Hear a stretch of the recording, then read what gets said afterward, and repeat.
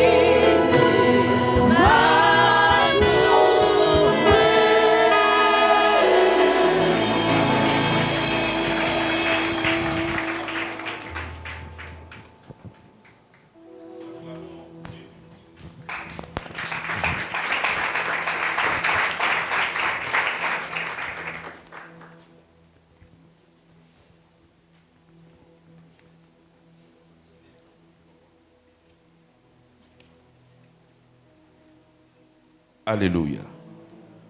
Nous rendons gloire au Seigneur Jésus-Christ. Nous sommes là pour notre temps de célébration.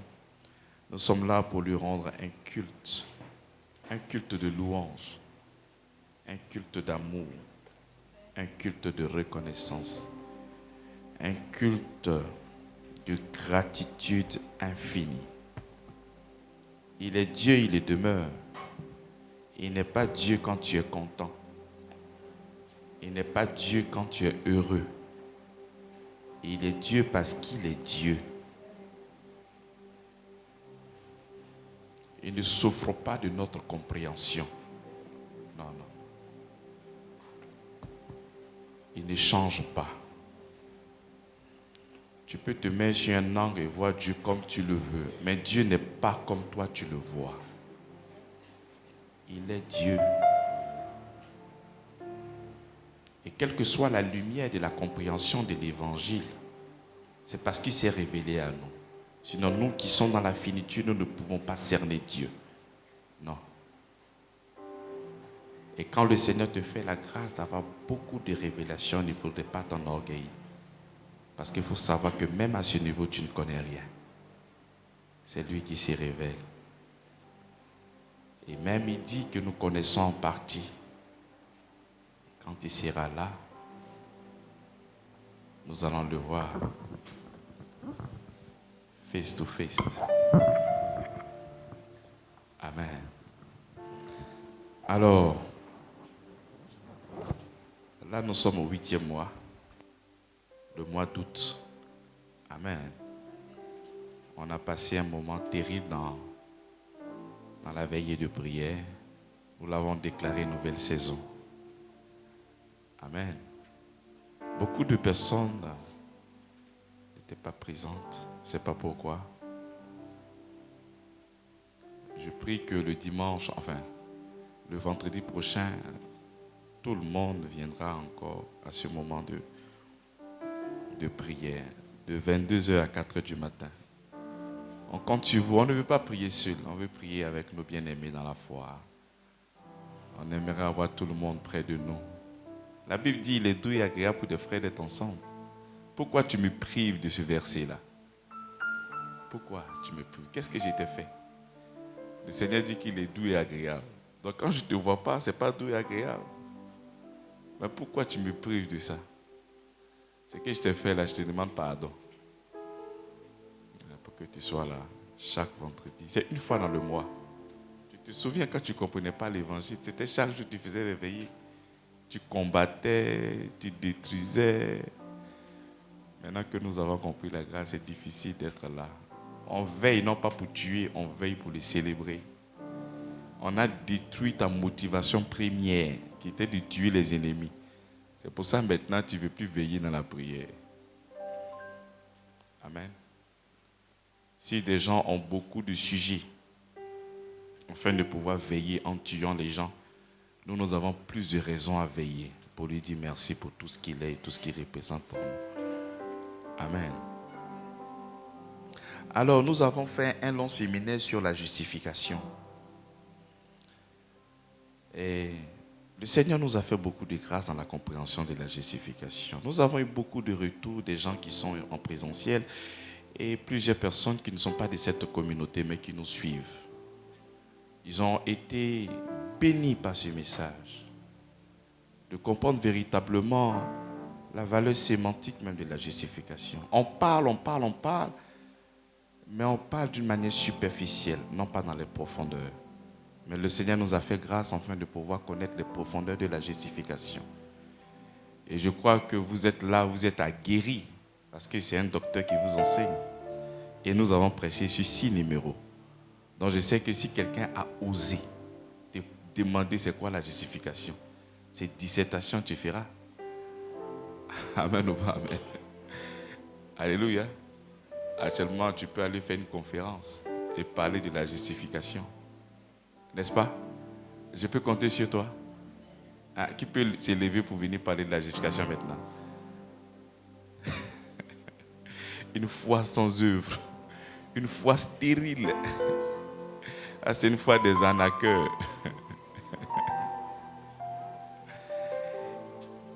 c'est là que réside le conflit d'accepter l'évangile. C'est là que réside le conflit. Parce que lorsque nous comprenons la justification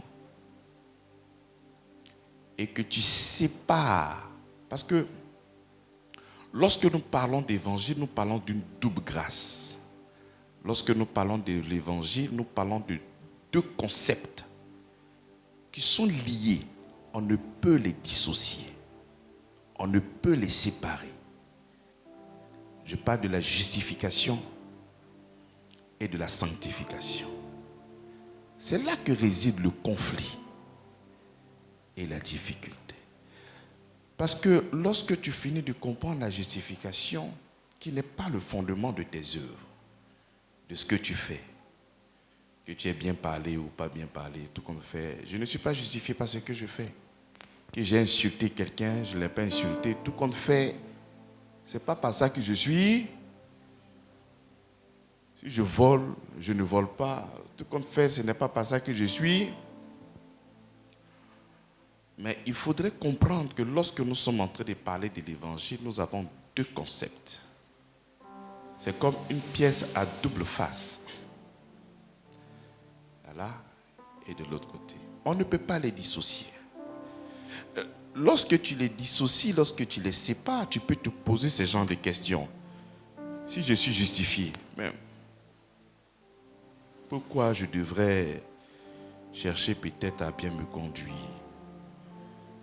Pas besoin d'œuvrer, pas besoin de faire certaines choses. Parce que tout compte fait, je suis justifié, oui ou non? Est-ce que je ne suis pas justifié? Je suis justifié. Donc si ce gars-là me manque de respect, mais je lui parle mal. Mais je suis justifié. Parce que, est-ce que c'est parce qu'il lui a répondu que je suis justifié? Hein, parce que maintenant,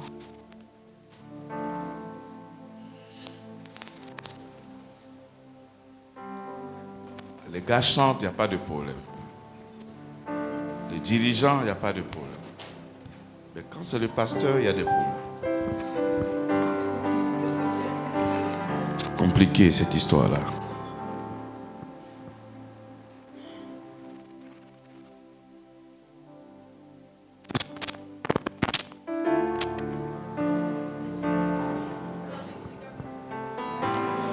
Est-ce qu'il faut se soucier de ne pas pécher? Est-ce qu'il faut se justifier de pécher ou de ne pas? Tout compte fait, le Seigneur a tout pris à la croix de. Il faut comprendre que lorsque nous sommes en train de parler de la justification, c'est comme l'acte de mariage. Lorsque nous prenons 2 Corinthiens chapitre 11, à partir du verset 2, l'apôtre Paul dit qu'il nous a fiancés à Christ. Il nous a quoi? Il nous a fiancés. Donc nous prenons la justification comme l'acte de mariage. Et si nous prenons la justification comme l'acte de mariage, nous prenons maintenant la sanctification comme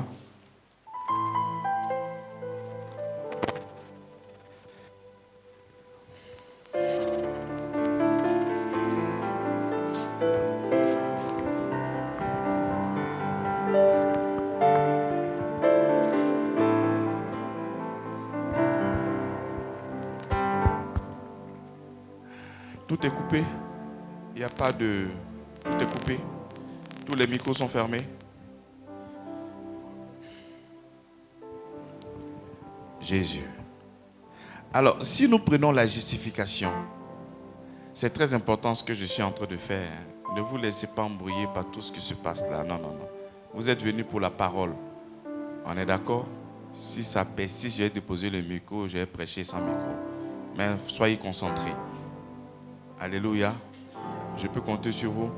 Tout ça, c'est l'esprit de la distraction. La Bible dit quand la parole est sémée, lorsqu'on ne la comprend pas, le diable vient voler. Il ne veut pas que tu comprennes. Le véritable diable, pas ce qu'on vous prêche sur Internet là.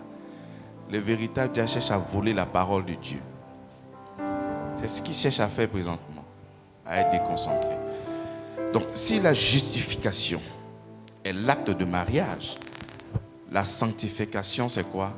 C'est la vie de couple. Raison pour laquelle lorsque nous sommes en train de parler de l'adultère dans la Bible, c'est celui qui va vers un autre Dieu. Lorsque le peuple de notre Seigneur, lorsqu'il a délivré le peuple juif, ils ont commencé à faire des veaux d'or dans le désert. Il les a traités d'adultères. Parce qu'ils se sont détournés. Ils se sont détournés. Raison pour laquelle lorsque la Bible parle de l'évangile, nous sommes là dans un mariage entre Dieu et nous. C'est un mariage. Toi, tu es fiancé. Nous sommes fiancés à Christ. Et en tant qu'une femme, qu'est-ce que la femme doit donner à son mari? La fidélité. On ne doit pas être des femmes adultères. Amen. S'il vous plaît, il ne faudrait pas que nous soyons adultères. Il faudrait que nous soyons fidèles à Jésus-Christ. Alléluia. C'est comme la naissance et la croissance. Lorsque nous naissons, nous sommes des comment? Des bébés. Et nous grandissons. Donc vous voyez que c'est lié. Lorsqu'il y a la naissance, il y a aussi la croissance. Lorsqu'il y a le mariage, il y a la vie de. Lorsqu'il y a le pardon, il y a aussi la guérison. Lorsque tu veux véritablement être guéri, il faudrait que tu puisses pardonner. Parce que si tu ne pardonnes pas, il ne peut pas avoir de guérison. Donc je suis étonné de voir des gens, ah, Seigneur, guéris mon cœur. Mais tu as condamné la personne là, c'est compliqué, tu ne peux pas guérir. C'est lié. Amen. C'est vraiment lié. Tu ne peux pas parler de croissance s'il n'y a pas de naissance. Donc lorsque nous annonçons l'évangile et que la personne reçoit la justification qui est par la foi en Jésus-Christ, le Seigneur aussi te sanctifie. La sanctification, c'est quoi? C'est d'être mis à part, séparé. Toi, tu es séparé d'une vie de péché. Tu es séparé de la nature pécheresse. Tu es séparé de tout ça, de ce monde empirique autrefois dans lequel tu baignais. Tu es séparé.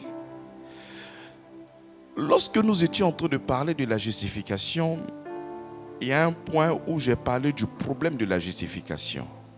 Comment Dieu justifierait donc l'impie? Comment toi tu es un faux type? Tu as une mauvaise vie. Et puis toi tu as dit que tu es juste. C'est ce qui fait que beaucoup de personnes ne reçoivent pas l'évangile. Parce que comment toi tu peux proclamer que toi tu es juste et que tu vois un peu ce que tu fais? C'est compliqué.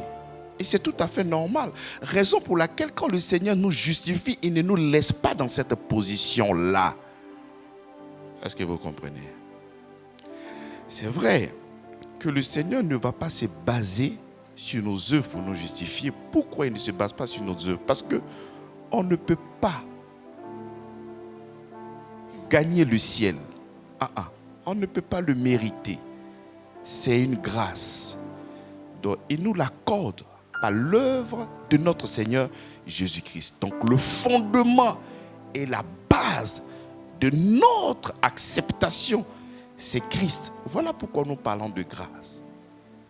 Mais nous avons une double grâce. Cette double grâce-là fait qu'en plus de la justification, nous avons aussi quoi? La sanctification. Donc nous sommes sanctifiés, mis à part. Quand David, par exemple, dans le psaume, j'ai oublié le psaume, mais il était en train d'adorer le Seigneur, il était dans l'angoisse, il était dans la difficulté, il était dans les problèmes. Mais il a dit, Dieu, tu es saint. Et quand il dit, Dieu, tu es saint, il ne voit pas de défaut en Dieu.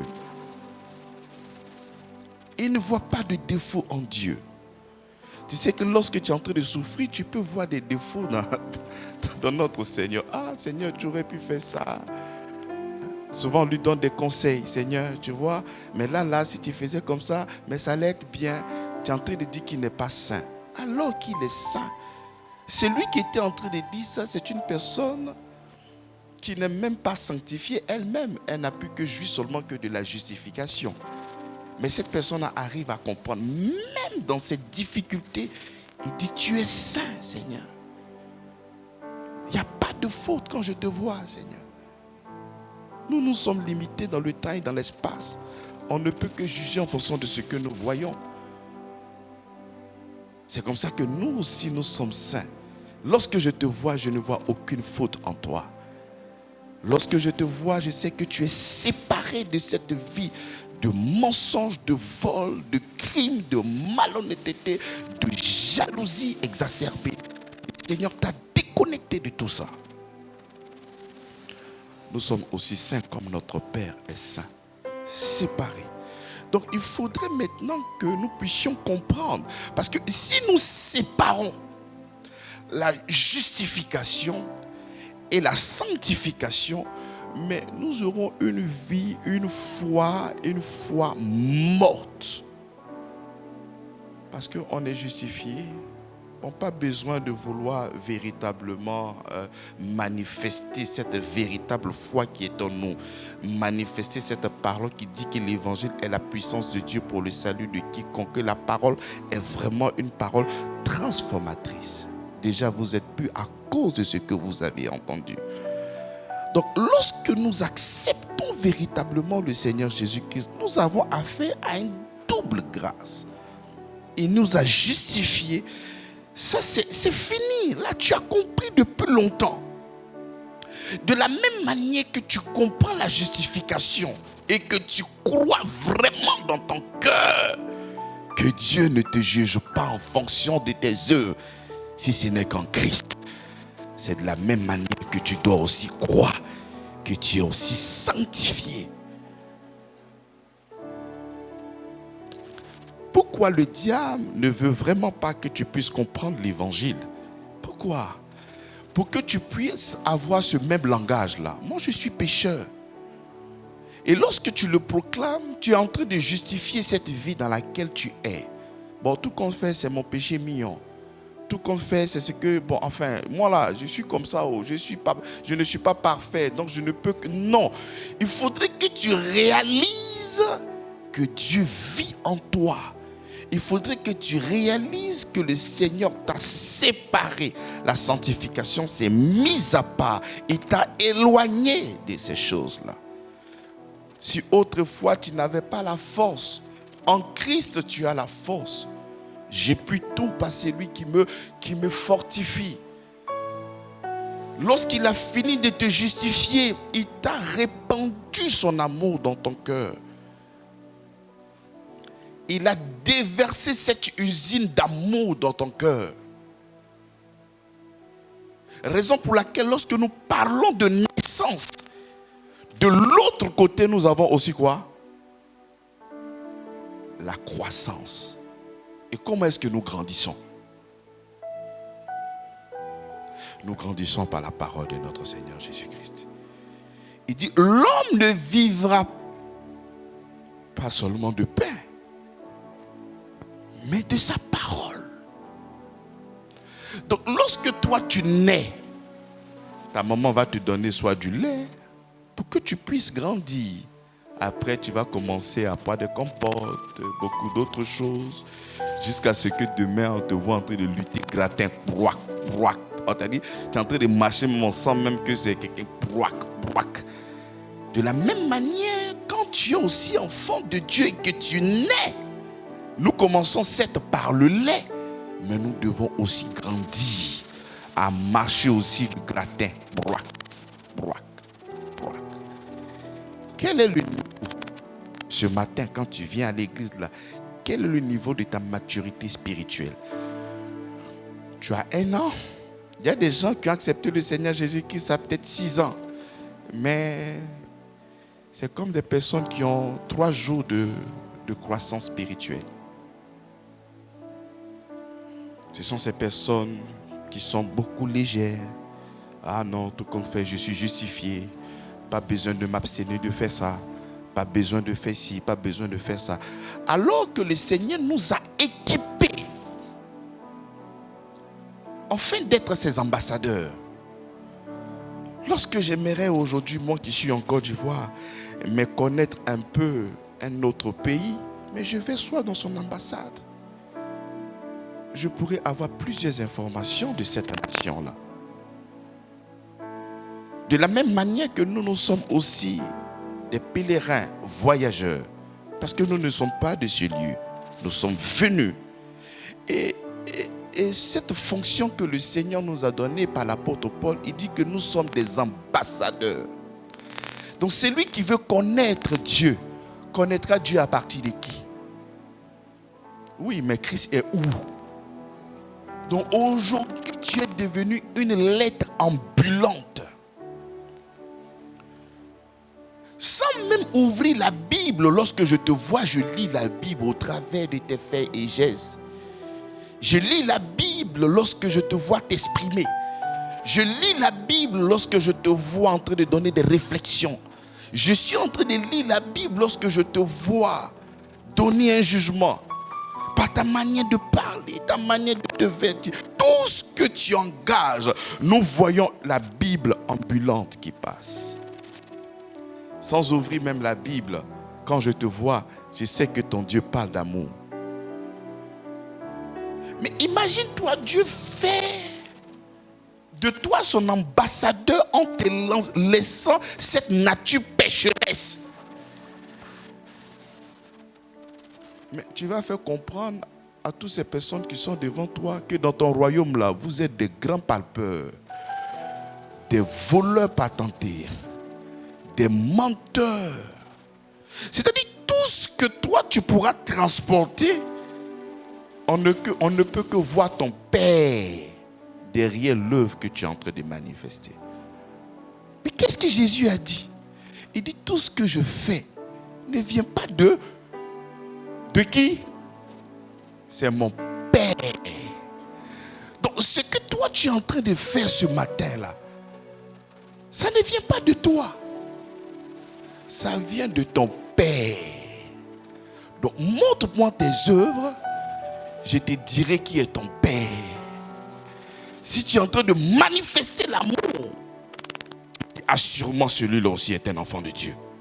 Mais c'est comme ça que le Seigneur nous a dit. Il a dit, pasteur Avi, voici le signe pour reconnaître tes frères. C'est lorsqu'ils seront en train de s'aimer les uns les autres.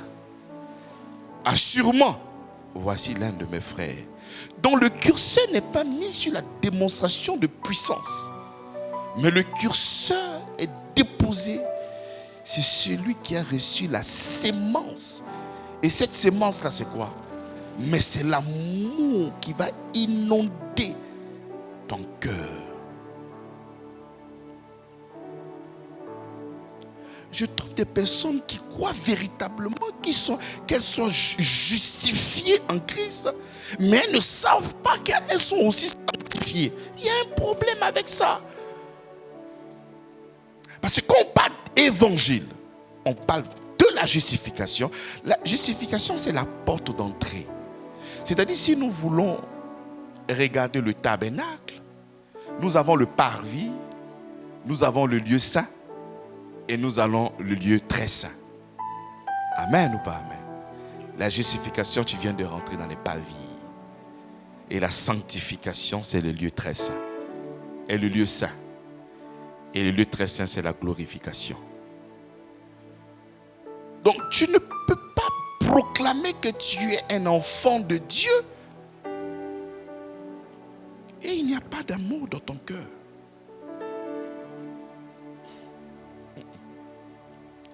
La Bible dit l'espérance ne trompe point, car Dieu a répandu son amour dans le cœur du pasteur. Où ça? Je suis étonné de voir des chrétiens. Ah, le pasteur, toi aussi tu es amour, non? Mais et toi? Toi, tu n'es pas aussi amour. Je pose la question. Tu n'es pas aussi amour? Nous avons reçu ça de notre Seigneur. Nous avons reçu ça de lui, bien-aimé dans la foi. Donc, si nous avons véritablement compris la justification, nous devons aussi comprendre que nous venons d'être enrôlés. Et dans cette justification, le Seigneur aussi nous déclare aussi Saint. Vous ne suivez pas, vous. Nous allons prendre tous les gens de l'Ancien Testament. Le témoignage qu'on donne, Abraham le juste. On est d'accord? Plusieurs personnes ont cette qualification. Juste, juste, juste. Mais effectivement, lorsque le Seigneur nous donne le tabernacle et que nous avons transgressé la loi, lorsque tu viens faire le sacrifice, tu es juste ou tu n'es pas juste? Tu peux être juste et puis ton cœur peut être encore mauvais. Je vous ai expliqué que la justification, ce n'est pas le fait d'être une personne bonne. Je vous ai expliqué oui ou non. Par exemple, Dieu a justifié Abraham ou n'a pas justifié Abraham? Mais est-ce qu'Abraham n'avait pas menti? Est-ce qu'il n'y avait pas de faute en Abraham? Est-ce que David n'a pas tué des gens? Donc tu vois que la justification n'a rien à voir avec le comportement de l'individu. Mais la double grâce nous ouvre la porte de quoi? De la sanctification. Donc je ne peux pas aujourd'hui m'adosser pour dire Abraham le juste, il a menti, non? Mais moi aussi j'ai menti face à cette situation-là, tout comme fait je suis. Non, toi tu as plus que Abraham. Bon, ceux qui aiment s'adosser sur le mensonge, là, ils ne peuvent pas dire Amen.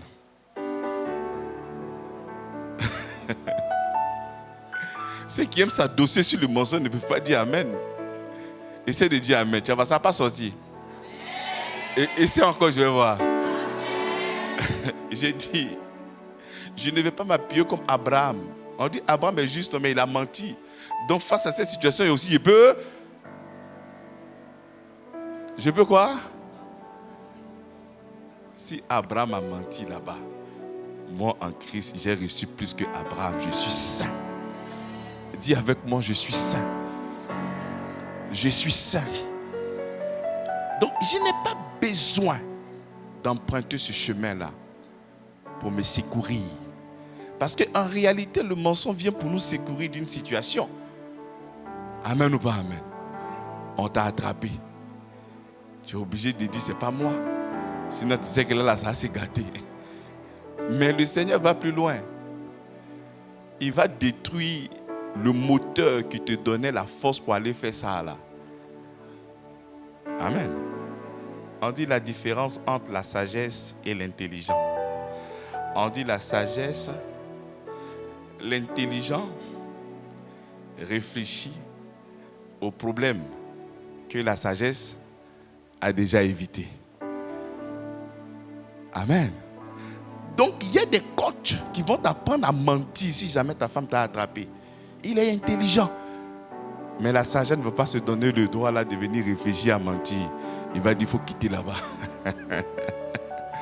Pour chercher à réfléchir comment régler ce problème. Il va dire, mais quitte là-bas.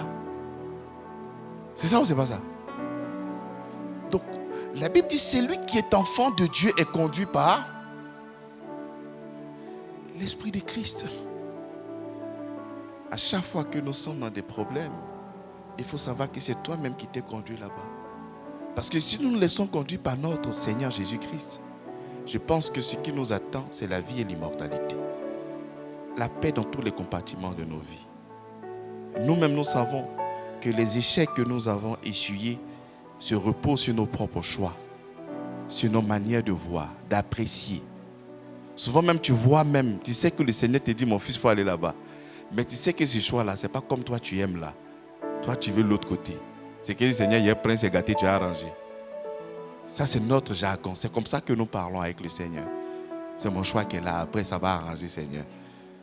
Et quand ça se gâte maintenant, tu dis, Seigneur, pourquoi tu m'as laissé? Mon enfant, quand je t'ai laissé quand? Je ne t'ai jamais laissé. Tu as voulu supporter. Maintenant que tu es en train de supporter, mais laisse que les choses redeviennent normales tout doucement.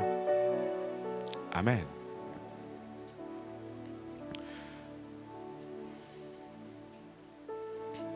Donc, bien-aimé dans la foi, il est important de comprendre ce pan de révélation. C'est pour ça que lorsque nous acceptons le Seigneur Jésus-Christ, nous devons laisser cette parole maintenant transformer notre vie. Parce que la justification parle de ce que Jésus-Christ a fait pour toi. Amen. J'ai dit la justification met le curseur sur ce que Jésus-Christ a fait. Exemple, qu'est-ce qu'il a fait? Voilà ce qu'il a fait pour moi. Et donc la sanctification, c'est ce que Jésus-Christ a fait en moi. En moi. Pas pour. En. Est-ce que vous comprenez? Je te dis par exemple, Jésus-Christ est mort pour tes péchés. Ça, c'est ce qu'il a fait pour toi. Mais il a aussi fait un travail en toi. Raison pour laquelle il dit les choses anciennes sont passées, toutes choses sont devenues comment? Nouvelles. Ça, c'est un travail qu'il a fait. Il est venu détruire la nature pécheresse en toi. Et il a déposé sa nature en toi. Et c'est cette nature qui nous pousse donc à faire quoi? Mais on ne peut que devenir ce que nous sommes. Donc cette nature me pousse à vivre cette vie de sainteté. Je ne peux que vivre. C'est lui qui vit en moi. Est-ce que vous comprenez? Raison pour laquelle tu ne peux pas demander à un chien de parler.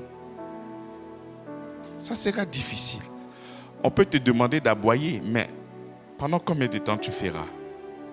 En fait, tu vas essayer d'imiter un peu le chien. Mais toi, tu n'es pas un chien. C'est parler qui fera de toi une personne vraiment peut-être à l'aise, mais pas aboyer. Amen. Parce que ta nature, ce n'est pas ça. Donc, il y a ce que Jésus-Christ a fait pour nous. Mais n'oublions pas ce qu'il a fait en nous, parce qu'il ne t'a pas laissé comme ça. Il ne t'a pas laissé comme ça. Et le diable ne veut pas que tu comprennes qu'en lui, tu es saint. Parce qu'une fois que tu réalises, tu deviens ce que tu es. J'ai dit, tu deviens ce que tu es. Parce que tu es saint. Tu sais, lorsque tu ne comprends pas l'évangile, on n'est pas loin d'être légalisme et orgueilleux. C'est pour ça que ceux qui ne comprennent pas l'évangile, lorsqu'ils estiment qu'ils font des choses qui sont bien, ils sont orgueilleux. Ils se bombent le torse comme ça. Ah, moi je fais ci, moi je fais ça. Alors que ce n'est pas par toi, c'est la grâce de notre Seigneur qui t'a justifié. Donc comprendre, lorsque l'évangile est confus, lorsque tu fais la confusion entre la sanctification et la justification, on aura affaire à des pharisiens des temps modernes. On aura affaire à des judaïsants. On aura affaire à de l'orgueil spirituel. Raison pour laquelle nous devons séparer et comprendre la valeur sémantique de chaque chose que Dieu a manifestée, de chaque grâce qu'il a manifestée en nous. Donc lorsque nous naissons, il faut maintenant rester connecté maintenant à sa parole. On voit des gens aujourd'hui qui sont en surpoids. 90 kilos, 200 kilos. Tu es prêt même à faire régime. Mais je pose la question.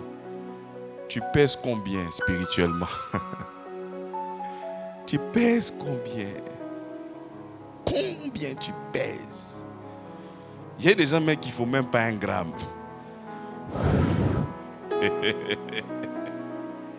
On appelle ça des chrétiens qui sont emportés par tout vent de doctrine. Viens s'aimer pour ta guérison. Papa, je sème pour ma guérison. Voilà moi. Même feuille, même loup que toi. Aucune fondation. C'est du vent. De la peau de père et pépère. 0 pointé. Aucune connaissance. Aucune maturité. Et le conflit même, c'est que lorsqu'on vient t'annoncer l'évangile, toi, tu nous vois en faux. Et tu accordes du crédit au menteur. C'est-à-dire le vendeur, le menteur est acclamé.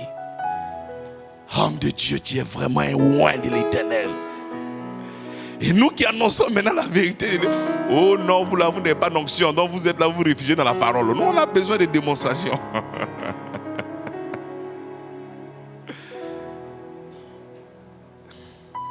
Nous sommes saints en lui. Nous sommes saints en lui. Donc lorsque nous naissons, on s'accroche à la parole de notre Seigneur. Je sais que vous tous ici, vous avez la Bible chez vous à la maison.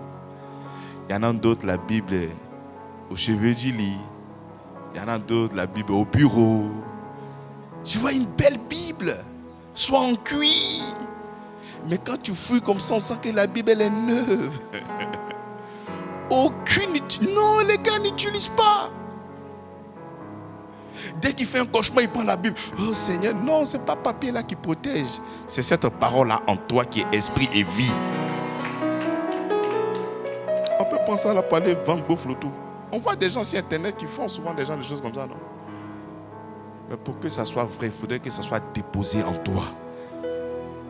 L'apôtre Paul n'avait pas de Bible. Hein? Comment on appelle les épîtres que nous avons. L'apôtre Paul n'avait pas ça. Mais comment est-ce qu'il a vécu sa vie chrétienne? Comment? La parole c'est Christ et Christ vit en toi. Tu peux même pendant ta prière dire des choses qui sont dans la Bible sans que toi-même tu l'aies lu. Tu es en train de prier, tu dis des choses. Et quand tu regardes dans la Bible, ah c'est écrit. Mais c'est parce que c'est la parole. Toi tu transportes la parole en toi. Même si la Bible envoie des disparitions, toi tu peux réécrire ta Bible là et donner aux gens pour qu'ils puissent lire. On doit rester connecté à sa parole. Parce que c'est quand nous restons connectés que nous arrivons à réaliser ce que nous sommes devenus. Parce que tu ne sais pas ce que tu es devenu. Tu ne sais pas que tu es devenu saint. La justification te dit ce que Jésus-Christ a fait. Crois et tu seras sauvé. Je crois. Par exemple, quand Paul dit, que faut-il faire pour que je sois sauvé? Et il dit, crois au Seigneur Jésus-Christ et tu seras sauvé. Moi, j'ai cru, je suis sauvé. Mais est-ce que j'ai reçu l'information de ce que je suis devenu en Christ? Pourquoi aujourd'hui on te manipule? Hein? Mais c'est parce que tu ne lis pas la Bible. Non. La Bible dit, et puis les chrétiens, ils aiment ces versets-là. Oh Seigneur, tu es la lampe à mes pieds. Lampe, c'est il faut lire la Bible. Seigneur, tu me guides. Mais le Seigneur te guide comment? Il te guide comment? C'est quand tu seras en train de lire la parole. Quand tu vas marcher, tu vas rencontrer ça. Tu vas dire, j'ai vu ça dans la Bible. Ah là là, je dois manifester l'amour, je manifeste l'amour. C'est comme ça que tu es conduit par l'Esprit de Christ. Mais toi, tu vas conduit par l'Esprit de Christ comment? Par tes raisonnements, par ta manière de voir. Alors, Daddy, il n'y a pas une décision là. Comment on fait? Maintenant, quand Daddy commence à te taxer l'argent, tu dis qu'il aime trop l'argent. Ah, comment il laisse qu'il aime l'argent? Lis ta Bible. C'est comme ça que nous serons en train de grandir. Parce que c'est quand tu vas lire ta Bible que tu sauras que tu es saint en Christ. C'est là que tu vas comprendre que la Bible dit, je puis tout, moi. Je puis tout. Il dit tout. Il n'a pas dit quelques-uns. Je puis quoi? Tout. Pas quoi? J'ai dit toujours que le voleur, même la prostituée, n'ont pas de problème. Le véritable problème qu'ils ont, c'est un problème au niveau de la croyance. La prostituée croit que la seule chose qu'elle peut offrir à ce monde pour avoir de l'argent, c'est quoi? C'est son corps. Mais tu peux trouver des prostituées même qui sont bien éduquées, que certaines femmes, hein, bien taillées, jolies, machin, que tu vois, tu admires là. Souvent la prostituée là, elle a une mentalité noble que cette personne-là. Mais elle a décidé de kenner son corps. pour avoir l'argent. Cette personne-là, il faut lui faire comprendre que Jésus-Christ, lui, peut prendre soin de toi. Tu n'as pas besoin de vendre ce corps-là pour avoir de l'argent. Le Seigneur peut le faire. Si tu arrives à changer sa croyance, tu vas trouver une femme qui va changer radicalement de vie. Pourquoi tu voles? Les entrepreneurs, les hommes d'affaires, pourquoi tu cales? Dis-moi, pourquoi tu cales? C'est parce que tu te dis que non, et demain, si demain il n'y a pas là, il faut comment? Le Seigneur est là. Tu vois l'image dans l'Ancien Testament lorsque la manne descendait.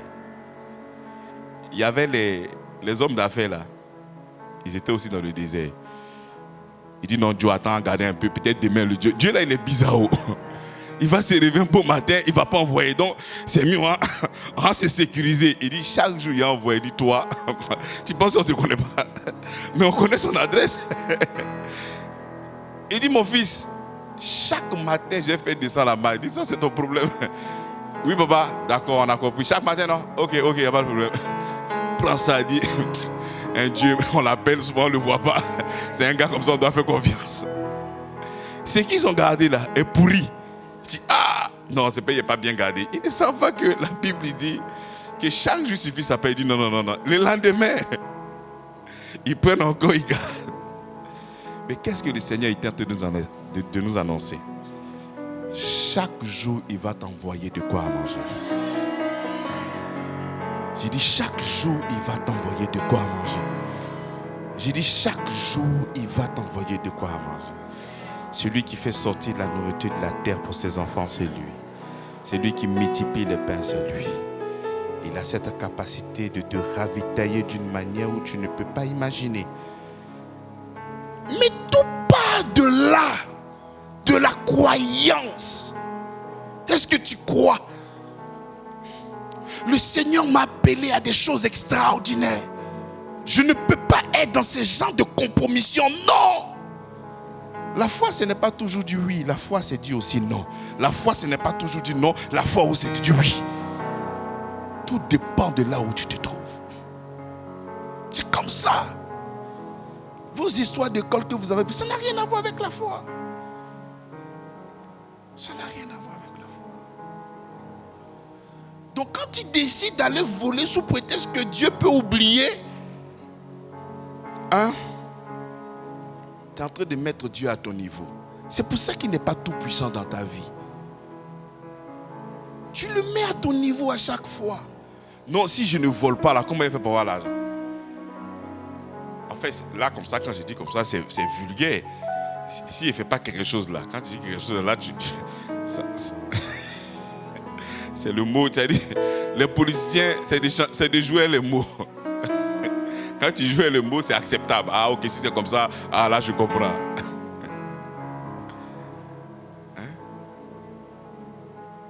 Il faut avoir confiance en lui. Tout ce que nous sommes en train de faire sur cette terre qui est de travers, c'est parce que dans ce domaine-là, on n'a pas confiance en Dieu. Quand quelqu'un te fait du mal, que tu veux répliquer, c'est parce que tu n'as pas confiance en lui. Tu dis, le Seigneur tarde. En matière de ça, là, dès qu'on te fait ça, tu dois réagir pour montrer à la personne que toi aussi tu es comme ça. C'est parce que tu n'as pas confiance. Il dit, à moi la vengeance et à moi là. Non Seigneur, non, laisse ça. Moi-même je vais m'occuper de ça. Tu refuses de croire en cette parole qu'il dit. Donc toi-même tu veux vraiment porter. Mais c'est pour ça qu'on a beaucoup de problèmes. Il dit à moi la vengeance. Tu dis non Seigneur. Cette fois-ci, à moi la vengeance. Je vais m'occuper de ça, Seigneur.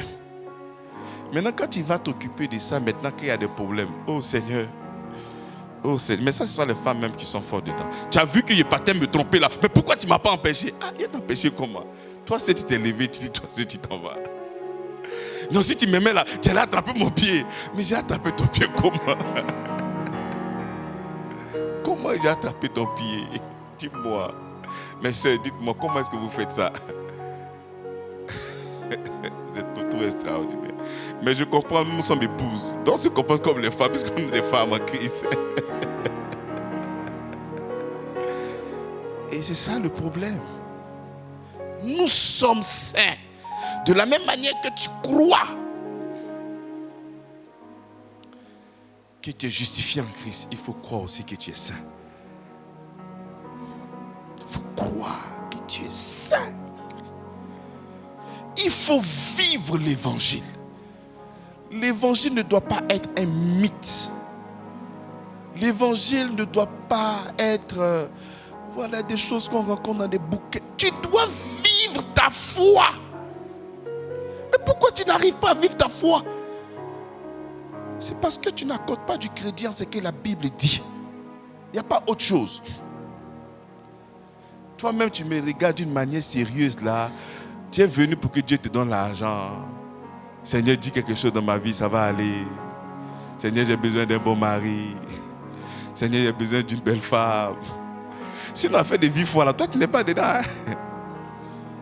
Quand les gens regardent vos visages comme ça, oh, celui-là c'est des hommes spirituels. Non, non, non, non. Les gars, ils sont venus chercher l'argent.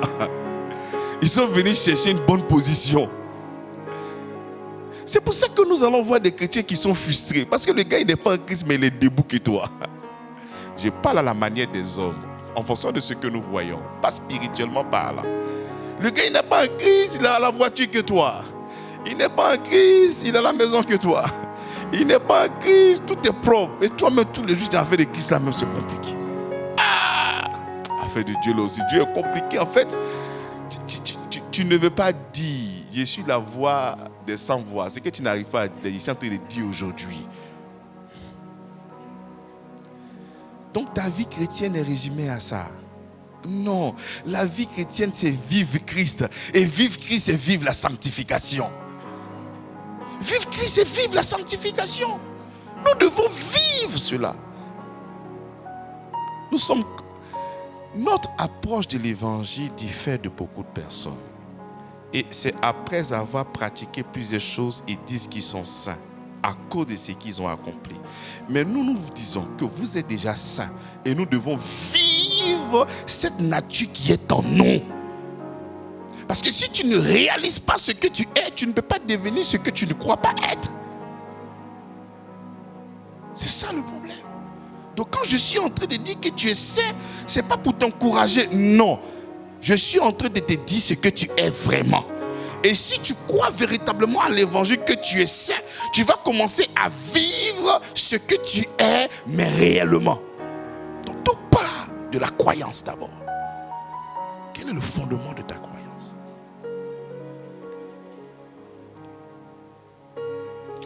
Beaucoup de personnes n'acceptent pas la grâce parce qu'ils se disent, lorsqu'on accepte la grâce, on fait ce qu'on veut.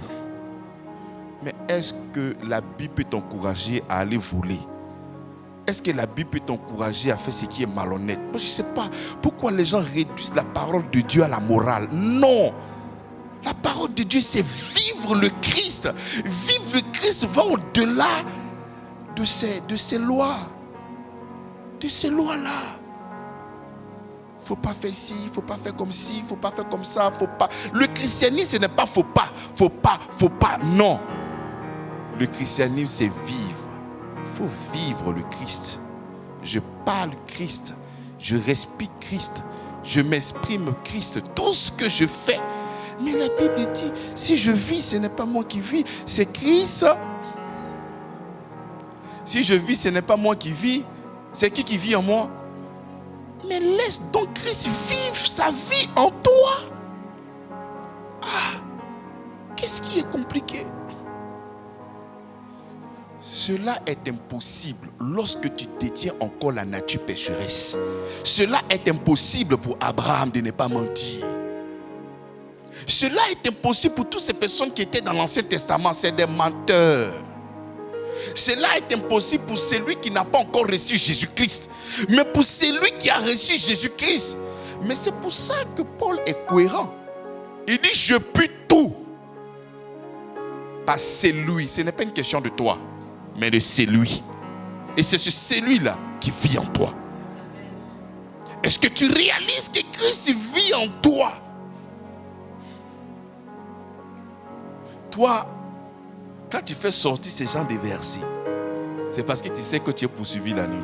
Si je vis, ce n'est pas moi qui vis, c'est Christ qui vit en moi. C'est-à-dire pour ne pas que les flèches de l'ennemi puissent t'atteindre. C'est là que tu fais sortir ces genres de phrases-là. Mais quand tu es marié, voici une belle petite qui passe, tu ne dis pas non, si je vis, c'est moi qui vis. C'est Christ qui vit en moi. Là, le verset là ne sort pas. Ça, c'est un verset oublié. C'est là que tu te poses la question, est-ce que la polygamie est interdite même? Mais tu es un bandit. À quel moment? À quel moment nous faisons sortir ces versets-là sur la plateforme de notre cœur? À quel moment?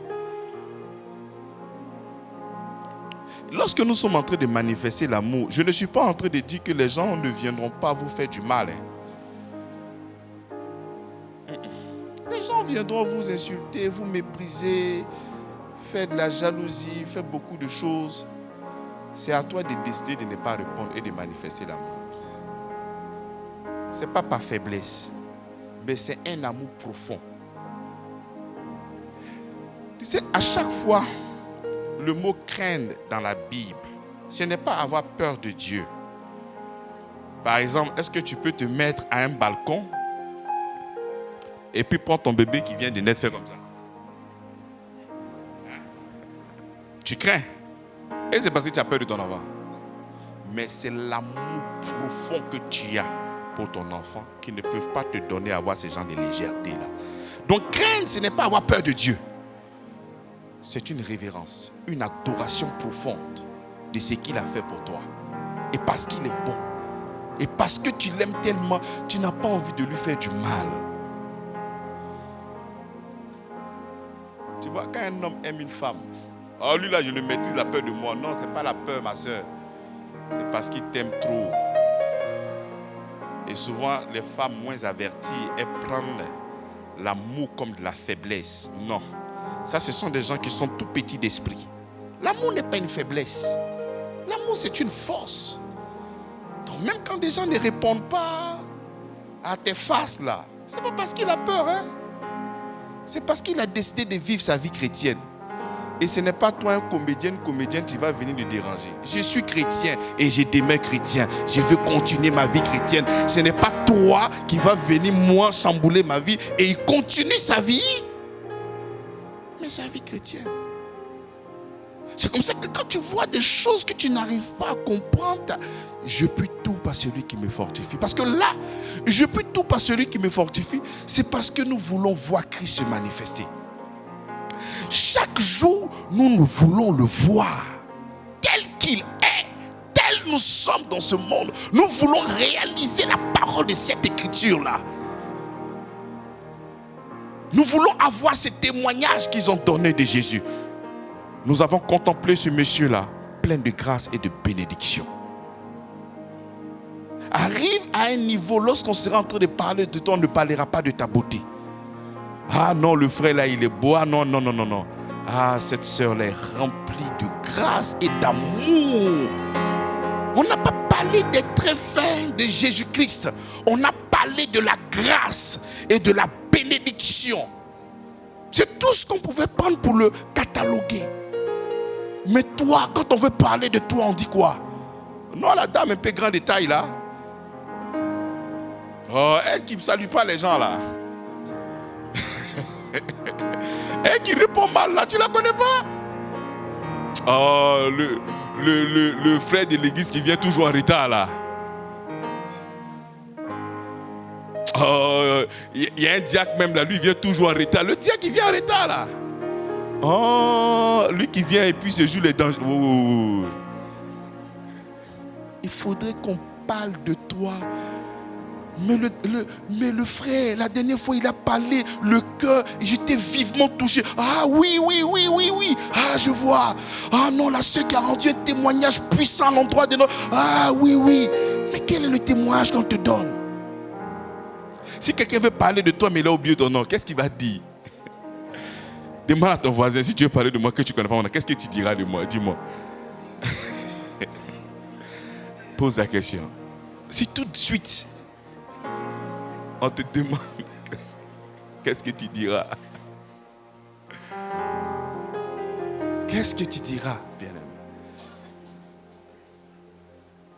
Nous l'avons contemplé plein de grâce et de vérité.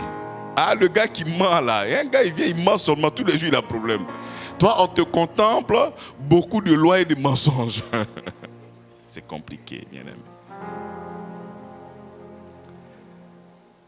Il ne faudrait pas que nous puissions faire de Christ ministre du péché. Faire Christ ministre du péché veut dire quoi? Par exemple, la majorité, même moi-même, on était tous dans une approche de l'évangile confondu. Et ce qui nous poussait autrefois à être réguliers au culte, c'était pour que Dieu puisse nous bénir. C'était pour que Dieu puisse nous protéger. On ne manquait pas de culte parce qu'on voulait que Dieu fasse quelque chose pour nous. Maintenant que nous avons embrassé l'évangile, qui est la liberté en Christ, nous ne sommes plus à l'heure au culte. Donc en réalité, qu'est-ce qui vient de te donner la force à ne plus être à l'heure au culte? C'est la révélation de Christ. C'est ça ou c'est pas ça? C'est la révélation de Christ. Puisque tu sais que Dieu est amour. Donc bon, tout compte fait, le Seigneur est amour, je peux faire ce que je veux. Et puis après, bon, tout compte fait, la Bible déclare que ses compassions ne sont pas encore épuisées. Il faudrait qu'on abuse de ça sérieusement. Tu es en train de faire en ce moment de Christ ministre du péché. En fait, celui qui te donne la force de pouvoir mal vivre, en fait, tu fais de Christ ministre du péché. Parce que autrefois, quand tu n'avais pas cette compréhension-là, la loi, la peur de ne pas mourir, la peur de partir en enfer, la peur d'être dans le chômage, la peur d'être dans... faisait même que tu étais plus à l'heure que n'importe qui. On dit le culte à 9h, tu es là à 7h. Hey, Seigneur, souviens-toi de moi. Seigneur, souviens-toi de moi. Maintenant, tu as tellement galéré, le Seigneur dit, va chez pasteur à vie. Christ a tout payé. Amen. Hey, le pasteur, amen. 10h. Pasteur. Oh, vraiment, il y avait sommeil, mais vraiment. Ah, mais Dieu m'a fait grâce, j'ai bien dormi. Je suis là, pasteur. Ça, c'est quel évangile, ça? Un évangile qui détruit le zèle en toi, ce n'est pas l'évangile. La Bible dit, la grâce, source du salut, nous pousse. Donc, ce qui nous motive, ce qui nous galvanise, c'est Christ, c'est son amour. Il nous a aimés le premier, nous l'aimons en retour. Mais comment se fait-il que son amour te donne la force à le fuir? Ah, c'est compliqué ça. L'amour que le Seigneur manifeste pour toi ne te donne pas l'envie de venir vers lui. Alors que Pierre dit que son amour nous a attirés. Maintenant, lui, son amour ne t'attire pas, ça te fait tirer les cultes. Ça veut dire qu'il y a un convertisseur qui est là.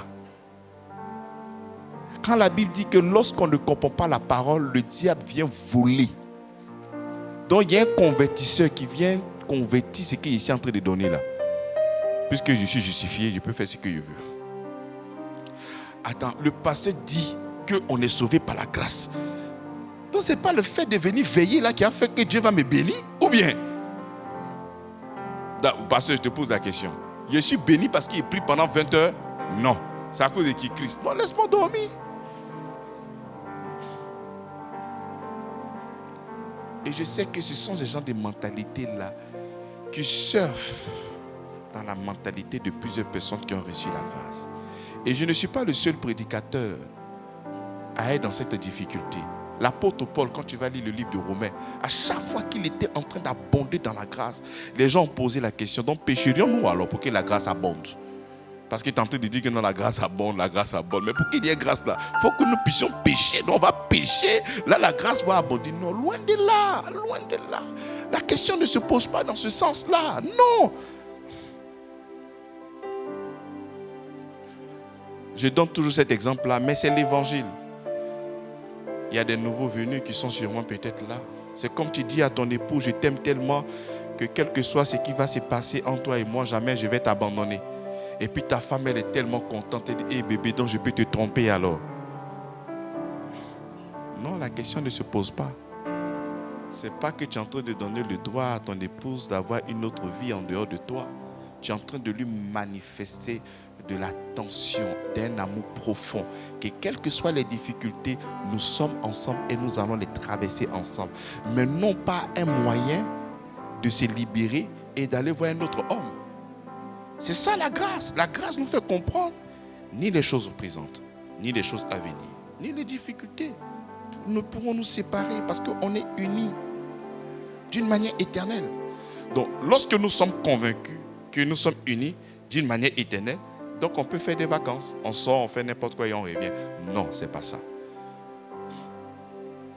C'est dans cette même Bible, avec notre apôtre, qui est l'apôtre Paul, qui dit: celui qui se livre à une personne pour lui obéir devient esclave de la personne. Donc si toi tu décides de te livrer au diable en lui obéissant, il faut savoir que tu es en train de te livrer véritablement au diable. Et il pourra aussi surfer sur ça pour pouvoir atteindre ta vie, ton intégrité physique. Atteindre ta vie dans beaucoup de domaines. Non pas parce que le Seigneur ne te protège pas. Je peux vous donner soit peut-être une toute petite image. Lorsqu'il y avait le coronavirus, tu pouvais laisser ton enfant sortir de la maison. Mais tu lui dis: mon fils, quand tu sors, lave tes mains, mets le cache-nez, fais comme ci, fais comme ça. Parce que tu sais que l'environnement est comment? Est pollué. C'est comme ça aussi que le Seigneur finit de nous annoncer la doctrine et tout ce qu'il a fait pour nous et dit: ne fais pas comme si, mon enfant. Ne fais pas comme si, ne fais pas comme ça. Parce qu'il sait que lorsque tu vas emprunter ce chemin-là, le diable va se servir de ça pour te faire du mal. Mon fils, ne fait pas ça. Donc quand il te dit ne fais pas ça, c'est pas parce que quand tu as fait, il ne va plus t'aimer. Il t'aime toujours. Mais il va se servir de ça pour te faire du mal. C'est comme ça qu'un père parle à son enfant. Amen. Donc vous qui avez compris la justification, ne faites pas de ce message-là ce que je n'ai pas prêché. Parce que vous êtes des représentants de cette mission. Lorsque vous sortez de cette mission, vous êtes des représentants. Vous êtes là pour annoncer la bonne nouvelle. Et à cause du message que nous sommes en train de donner, il faudrait que nous puissions avoir un meilleur comportement que tout le monde même.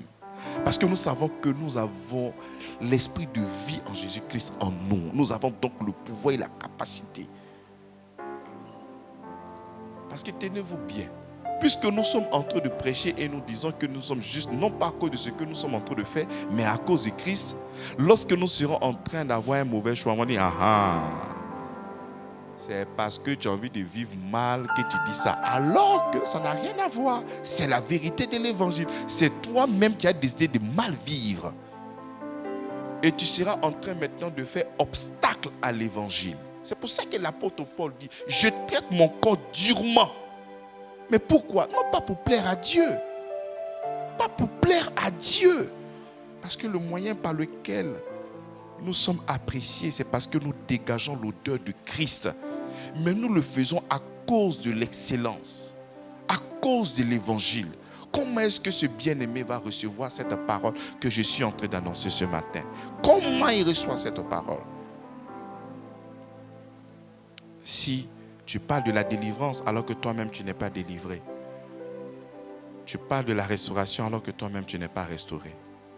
Tu parles de la justice alors que toi-même tes propos ne sont pas justes. Tu parles de la sanctification alors que tu es un mauvais, tu n'es pas séparé. Tu es encore dans des ténèbres. Comment? Alors, donc je voudrais couronner.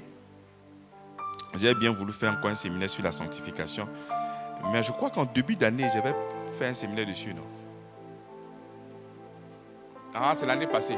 Ah ouais, c'est l'année passée, j'ai prêché sur la sanctification. Non, je n'ai pas voulu revenir. Mais je voulais couronner la justification avec ça. Lorsqu'on parle de mariage, il y a la vie de couple. On ne cherche pas à aller se marier à quelqu'un pour aller le tromper. Amen ou pas amen? Tu ne peux pas vouloir un enfant et puis l'enfant naît. Tu ne vas pas vouloir qu'il grandisse. Non, ce n'est pas possible. Tu ne peux pas vouloir un pardon. Enfin, tu ne peux pas espérer une guérison et puis tu refuses de pardonner. Ça ne marche pas, ça ne fonctionne pas. Donc de la même manière que tu ne peux pas parler de vie sans croissance, c'est de la même manière que tu ne peux pas parler de la justification sans parler de la sanctification. Si tu prends encore le plaisir de vouloir vivre comme tu veux, sois-en sûr que tu n'es pas justifié. Sois-en sûr que tu n'es pas justifié. Parce que la parole de Dieu, lorsqu'elle entre, elle pénètre dans les profondeurs. Lorsque Pierre était en train de prêcher, la Bible déclare qu'ils avaient le cœur vivement touché. Donc lorsque le cœur est vivement touché, nous avons le regard avec Christ. Et lorsque le regard est sur Christ, la transformation aussi est authentique. Si le cœur est vivement touché en Christ, il ne pourra que se manifester dans ta vie au nom de Jésus-Christ. Vivons notre foi. Vivons l'évangile. Vivons cette grâce. Alléluia. J'espère que je peux compter sur vous. J'espère que je peux compter sur vous. Faisons un effort de vivre notre foi. Faisons un effort de vivre notre foi. Faisons un effort de grandir. Faisons un effort de s'attacher aux choses spirituelles. Arrête de chercher les choses d'en bas. Les choses d'en bas, là, c'est déjà à toi. C'est déjà à toi.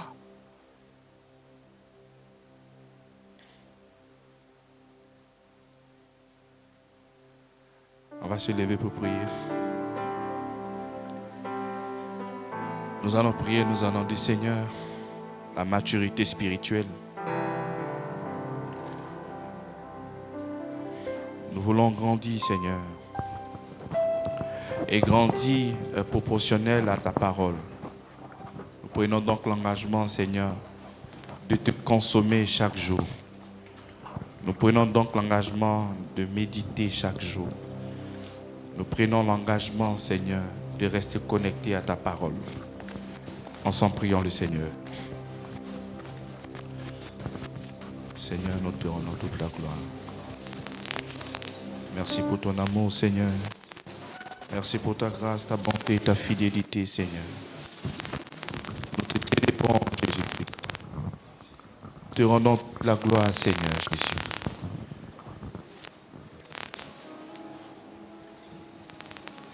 Jésus, nous te célébrons. Coupez ce son-là, ça me gêne. Merci pour ta grâce, merci pour ton amour.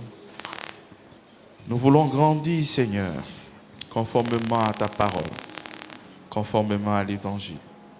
L'homme se nourrira pas seulement que de pain, mais de la parole, Seigneur. Tes bien-aimés sont là, tes enfants sont là, Seigneur. Merci, Seigneur, pour ce cœur réceptif à ta parole. Pour ce cœur réceptif à ta parole. Nous sommes là et nous sommes là devant toi avec un cœur assoiffé, afin de pouvoir remplir ce cœur de ta parole, Père. Remplis ce cœur de ta parole pour que nous puissions véritablement grandir, Seigneur. Nous voulons grandir en toi. Oh Seigneur, merci parce que par ton esprit en nous, tu nous donnes la capacité, par ton esprit, à rester connectés à ta parole jour et nuit, jour et nuit, jour et nuit. Josué lui-même, il a dit que ce livre ne s'éloigne point de toi. Médite jour et nuit, c'est alors. Ouais, ce livre de la grâce, le livre de ce que tu as fait pour nous il y a des siècles et des siècles. Nous prenons l'engagement, Seigneur, de te déguster, de te manger chaque jour. Oh Seigneur, merci pour ta grâce. Béni sois-tu, Père. Nous grandissons spirituellement avec toi. Nous ne sommes plus des enfants emportés par tout vent de doctrine. Nous sommes enracinés, fondés dans ta parole, Seigneur. Enracinés, fondés en toi, Père. Tous les peuples et toutes les nations du monde regardent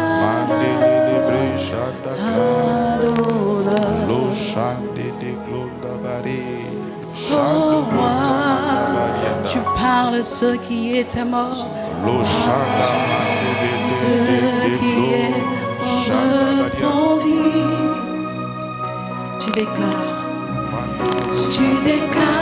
ceux qui n'existent pas jugés.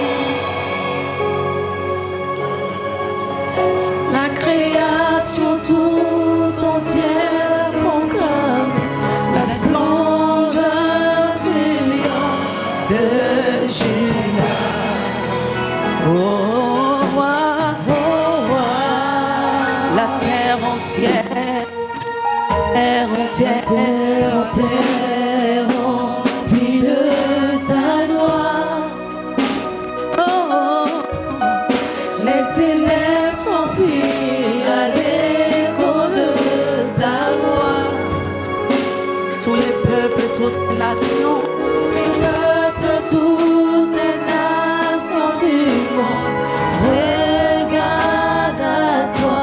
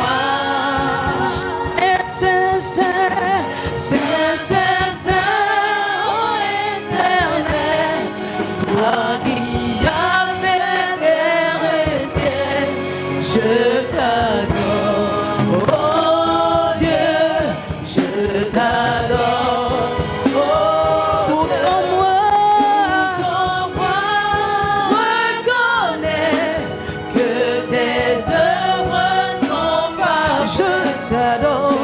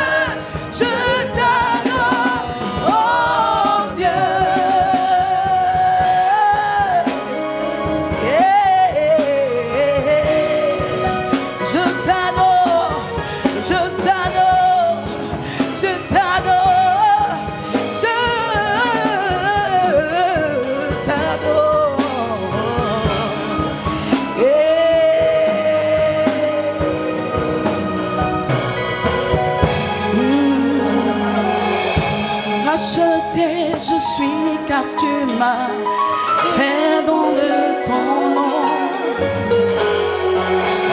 Tu mérites mon adoration. roi de Sion. Racheté je suis, car tu m'as fait don de ton nom.